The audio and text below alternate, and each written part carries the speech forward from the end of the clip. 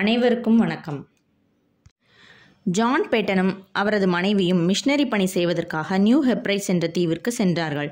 அது அமெரிக்காவை சேர்ந்த கருப்பு இனத்தவர்கள் வாழ்கிற ஒரு தீவு.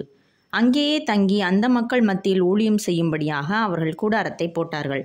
ஆனால் அங்குள்ள மக்கள் அவர்களை அங்கு தங்க அனுமதிப்பது தங்களுக்கு ஆபத்தானது என்று கருதி அவர்களை பயமுறுத்தி விரட்டிவிட தீர்மானித்தார்கள்.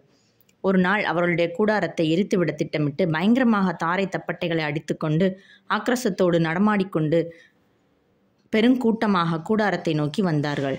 இதை கண்ட ஜான் பேட்டனும் அவருடைய மனைவியும் எந்த பதட்டமும் இன்றி கூடாரத்திற்குள் முழங்காலில் நின்று ஜெபிக்க ஆரம்பித்தனர். இயேசுவே, உமது ஊழியக்காரர்களாகிய எங்களை வெட்கப்படுத்தாதேயும், இந்த பெருங்கூட்ட மக்கள் கைக்கு எங்களை தப்புவியும் என்று ஜெபித்தார்கள். ஜெபித்த அந்த வேளையில் மக்களின் ஆரவாரமும் தாரை தப்பட்டை சத்தமும் இல்லாமல் நிசப்தமாயிற்று.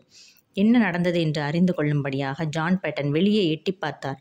மூர்க்க கோபமாக வந்த மக்கள் கூட்டம் ஏதோ பீதியடைந்தது போல அவசரமாக திரும்பி போனார்கள். ஜான் பேட்டனுக்கு ஒன்றும் புரியவில்லை. எனினும் ஆண்டவருக்கு நன்றி செலுத்தினார். அவர்களை மிகுந்த பயபக்தியோடு வந்து சந்தித்தான்.